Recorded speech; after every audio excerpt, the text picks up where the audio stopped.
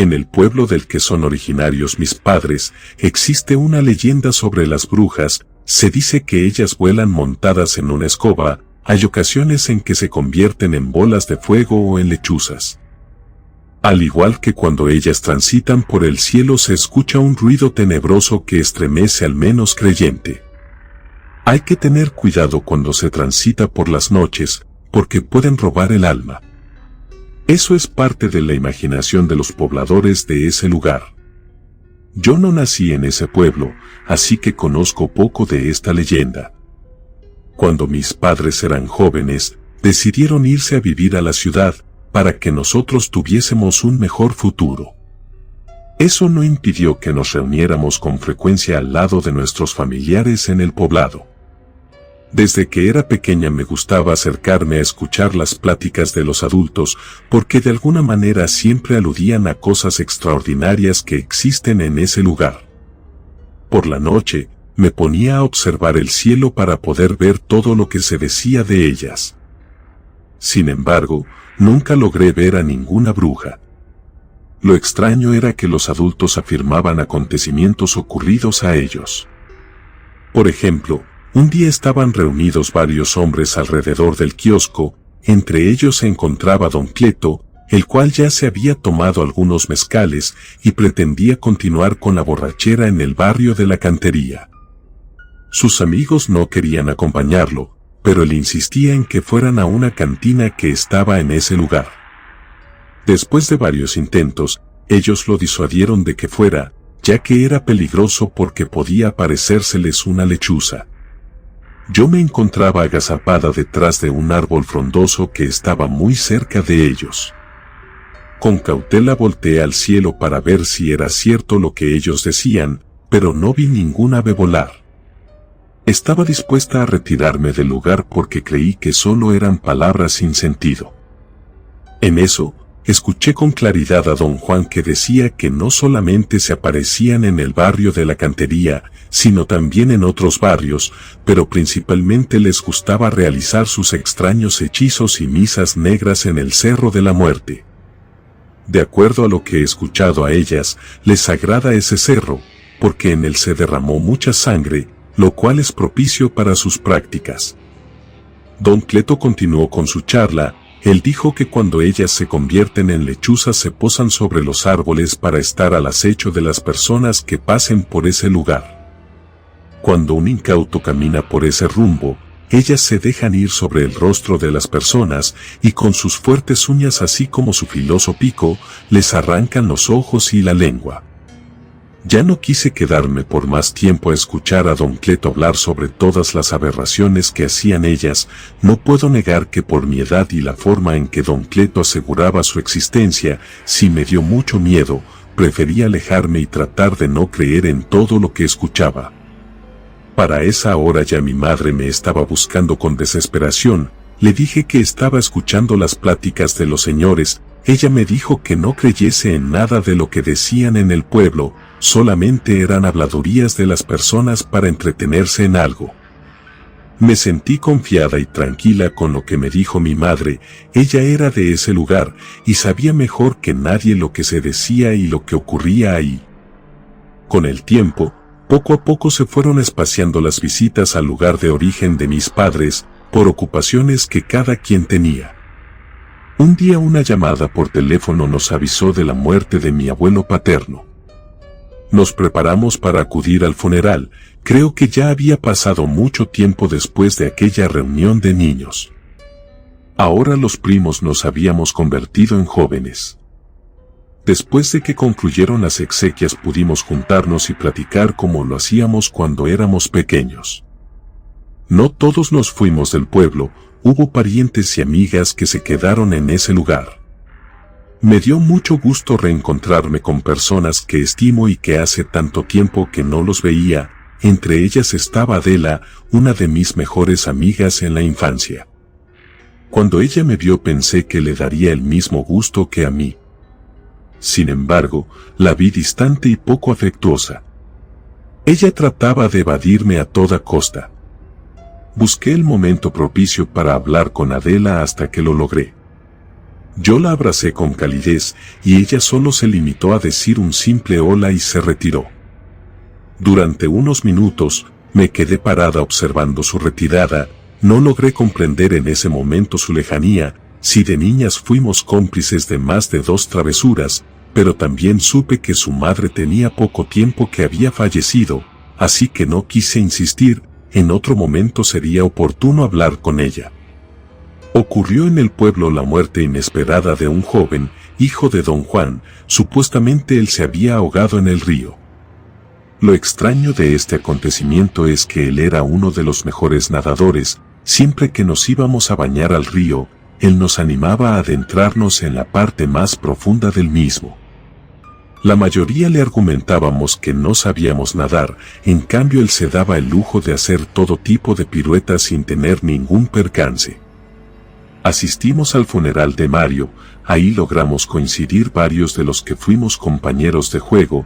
También se encontraba Adela, la cual se quedó apartada, en un lugar en el que prefería no ser vista.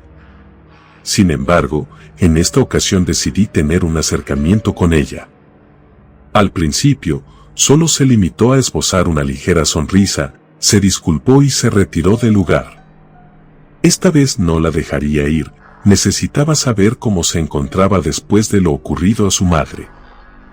Cuando logré alcanzarla, me dijo que era preferible que la dejase en paz, no quería dañarme.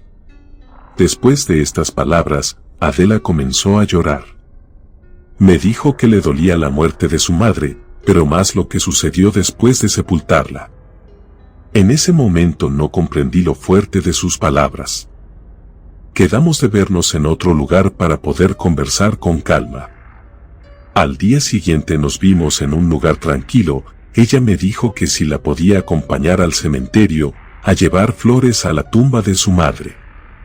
No tuve ninguna objeción en hacerlo, al contrario, me dio mucho gusto que me pidiera que la acompañase.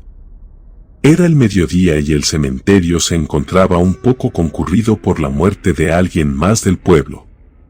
A lo lejos se escuchaba el llanto de los dolientes, algunos lamentos, así como el murmullo de los rezos.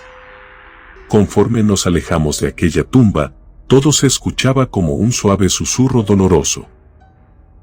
Al llegar a la tumba de la madre de Adela, me sorprendió ver que ésta no contaba aún con una lápida de cemento, solo tenía el cúmulo de tierra recién removida. La cruz era de madera, en la cual pusieron la inscripción de la mujer, pero ésta se encontraba hacia un lado. Con cuidado acomodamos la tierra que se había esparcido por los lados, así como su cruz. Me disponía a hacer una oración corta por la madre de Adela.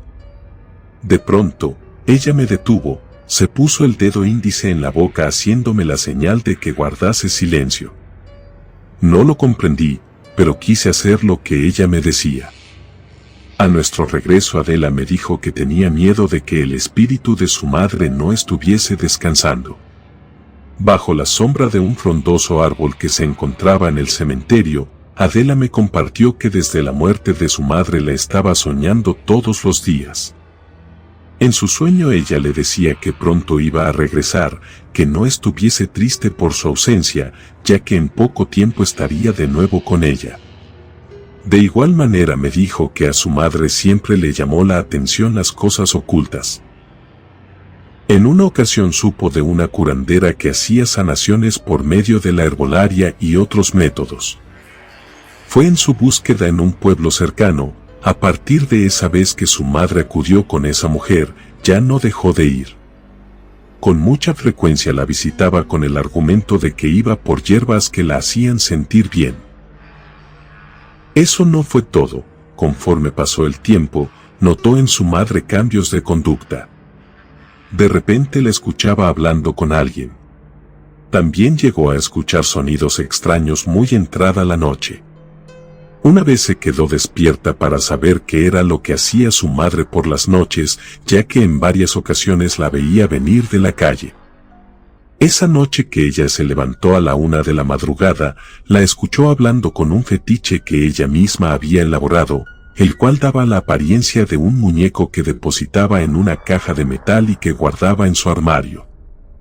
Después se salía a esa hora a caminar hacia el cementerio. No tenía oportunidad de seguirla porque parecía que se movía con mucha ligereza. De pronto, la perdía de vista, solo alcanzaba a distinguir que se introducía al panteón, y ya no quiso seguirla porque le dio miedo. Desde que la madre de Adela conoció a aquella mujer del pueblo aledaño, su conducta cada vez fue más errática y escalofriante, porque hacía rituales extraños. Incluso, la llegó a escuchar que hablaba en un idioma que no comprendía. Un día su salud comenzó a deteriorarse, hasta que cayó en cama. El médico del pueblo decía que no comprendía el motivo de su enfermedad. Ya le había mandado hacer varios estudios. Con certidumbre no podía establecer un patrón de enfermedad. Le dio vitaminas, sueros, medicamentos que pudiesen mejorar su decaimiento, pero nada funcionó. Un día amaneció muerta, con el mismo color traslúcido que tuvo Mario. Durante su funeral ocurrieron cosas extrañas. Hubo un momento en que todos los cirios se apagaron sin ninguna razón aparente. Alguien los prendió de nuevo, pero fueron unos instantes en que la sala, en la que se velaba a su madre, se quedó a oscuras por completo, y ahora, cada vez que iba a su tumba se encontraba como si alguien la hubiese removido. Por palabras de su misma madre sabía que la tierra de Panteón tiene poderes para realizar rituales malignos. Adela me dijo que tenía miedo que alguien estuviese utilizando esa tierra para hacer alguna maldición, o para alguna misa negra. Nos regresamos a nuestras casas en silencio. Yo no sabía qué pensar respecto a todo lo que me dijo Adela. Sabía que era cierto, pero no entendía cómo sucedía todo alrededor de ella. Adela me pidió que la ayudase a encontrar la verdad porque ya tenía miedo de lo que estaba ocurriendo. Le dije que sí, sin saber cómo lo iba a hacer. Hablé con mis familiares respecto a la madre de Adela. Ellos me dijeron que no era un secreto, que la madre de ella se encontraba involucrada en cosas extrañas. Ellos sabían que la mujer con la que se relacionó la conocían como la bruja, porque quien acudía con ella por alguna enfermedad se sanaba, pero el caso de la madre de Adela era diferente. Ella, al contrario, había muerto. De nuevo acudimos Adela y yo al cementerio. Otra vez encontramos la tierra removida. Parecía como si cada día movieran los restos del lugar. Nos quedamos durante largo rato ahí, sin encontrar respuesta alguna. Cuando volvíamos de regreso, ambas coincidimos que era necesario acudir al panteón en otro momento. Con algo de temor decidimos que regresaríamos a él por la noche. Tan solo la idea de estar en el cementerio por la noche me aterraba, pero mi amiga insistía que alrededor de ella sucedían fenómenos extraños. Siempre tenía la sensación de sentirse observada, y desde que murió su madre, escuchaba el graznido de un ave que duraba mucho tiempo en la azotea de su casa. Ese día acudimos por la tarde al cementerio. Adela y yo nos quedamos escondidas detrás de una tumba olvidada. Mientras pasó el velador a realizar su rutina de revisión, ambas pasamos desapercibidas. Poco a poco aquello fue quedando en un silencio absoluto. La luna llena permitía que tuviésemos luz en las tumbas. Durante largo rato estuvimos sentadas con la vista fija en el lugar de descanso de la madre de Adela. Era espeluznante escuchar cualquier ruido de alrededor, como las aves que graznaban en los árboles. Aparte de eso, no vimos nada fuera de lo normal. Muy entrada la madrugada, me encontraba somnolienta con los ojos cerrados, cuando escuché un ruido extraño. Era el graznido de un ave, la cual se posó sobre la arena y comenzó a picotearla. Removió durante un rato la tierra, y después se marchó. Aparte del ave que se posó sobre la tumba, no encontramos nada extraño, a saber que si escuchamos lamentos y llantos ahogados. Aunque más bien creo que todo era producto de nuestro miedo o la energía de todas las personas que acuden a él. En sí, la muerte era el misterio de todo el espacio. Comenzaba a amanecer cuando nos salimos del lugar. Fue necesario brincar la cerca para poder salir. La luz del sol comenzó a esparcirse por todas partes. Me di cuenta de que en la oscuridad se ven las cosas más tenebrosas, con la luz del día se siente más seguridad. Llegamos a la casa de Adela, ella me invitó a pasar para tomarnos un café.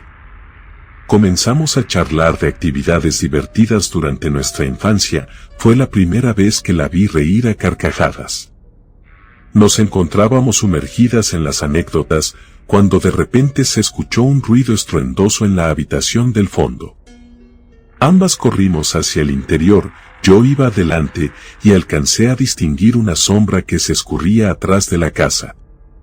Adela se fue directamente a la habitación, por el contrario, yo me seguí hasta el patio trasero para poder identificar que había sido esa sombra que vi. Sin embargo, en el patio no encontré nada. Me regresé con Adela a la habitación, ella descubrió el armario de su madre abierto. En él se encontraba el muñeco que su madre había hecho. Mi amiga lo tomó y lo arrojó al cesto de basura. Ella me dijo que sin saber por qué motivo, sentía la presencia de su madre, como si de alguna manera ella le quisiera comunicar algo. Nos despedimos, y yo me retiré a mi casa. Durante el camino me fui pensando que era todo lo extraño que sucedía alrededor de la madre de Adela. Si bien era cierto que su madre se había metido en actividades extrañas, no tenía por qué perseguirla a ella. Finalmente, Adela nunca estuvo de acuerdo en todo el fetichismo que practicó. Me encontraba inmersa en mis pensamientos, que no percibí que un ave me seguía, solamente hasta que escuché un graznido, me volteé para saber de dónde provenía. Era una lechuza negra. Fue bastante extraño que a esas horas del día la lechuza estuviese siguiéndome, ya que tengo entendido que son animales nocturnos, que durante el día duermen y por la noche se encuentran despiertos. La lechuza prácticamente me siguió hasta mi casa, durante todo el trayecto emitió un graznido grave que molestaba mis oídos. Aceleré el paso para ver si lograba perderme de la vista del ave, pero cuando logré dar vuelta rápidamente en una calle, creí que ya la había perdido. Más adelante ella se encontraba esperándome en la rama de un árbol. Al parecer sabía a dónde iba. Poco antes de entrar a mi casa, la lechuza se desprendió del árbol y se dirigió con dirección a mí. De inmediato me introduje a mi casa, faltó muy poco para que el ave se estrellara en el cristal de la puerta, ya en el interior mi madre me preguntó qué me ocurría, le dije que una lechuza me estaba siguiendo desde la casa de Adela. Ella se quedó pensativa, y me dijo que tuviese cuidado, cuando un ave de ese tipo se encuentra despierta, es porque busca algo. Me retiré a mi habitación a descansar. El sueño me venció, y me olvidé del asunto.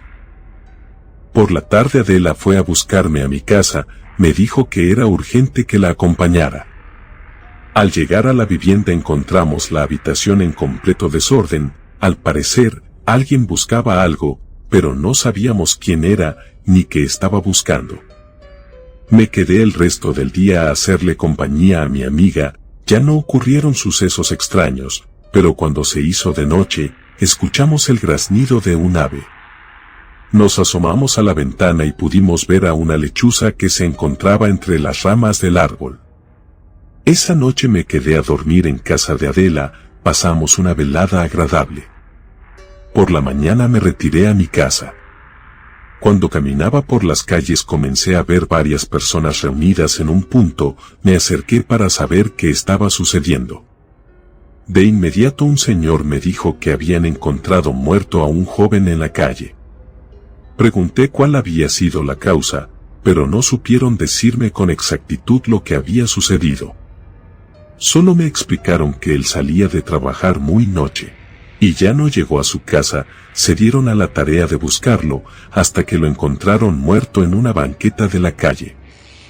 Al joven ya se lo habían llevado las autoridades, así que no tuve oportunidad de verlo, pero una mujer me dijo que ella sí lo había visto, su rostro quedó impreso con el espanto de lo que vio. Me retiré del lugar consternada por lo sucedido, ya me encontraba alejada del grupo de personas, cuando a lo lejos escuché que seguramente de nuevo una bruja andaba rondando el pueblo, que era mejor que ya no salieran de noche para evitar otra tragedia. Al llegar a mi casa mi madre ya estaba enterada de lo sucedido, me dijo que ella nunca había creído en esas historias que circulaban en el pueblo, pero era mejor ser cuidadosos. También me compartió que al día siguiente nos regresábamos a la ciudad. Antes de irme me fui a despedir de Adela. En el trayecto a su casa de nuevo vi a un ave que se posaba en un árbol, no le quise tomar la importancia necesaria, creo que en sí la mayoría de los pobladores se encontraban en un estado de paranoia completa. A Adela la encontré muy consternada, ella me dijo que temía que la muerte del joven hubiese sido culpa de su madre. Le dije que no tenía motivos para creer eso, mucho menos pruebas. Ella me respondió que sí las tenía. Me mostró sus manos, en ellas tenía unos botones de camisa de color rojo, no comprendí lo que intentaba decirme. Me dijo que los había encontrado al exterior de la casa, en la banca de su jardín, y sabía que el uniforme de trabajo de la empresa cercana es de color rojo. Ya no quise decirle ninguna palabra a Adela, solo la abracé y me despedí de ella, me regresé a casa. El ave continuó siguiéndome hasta que entré a la vivienda. Me fui del pueblo dudando de la veracidad de los hechos, los pobladores, al igual que Adela, afirmaban que todo era producto de una bruja, pero yo nunca pude ver ninguna. Relato escrito y adaptado por Ana Becker.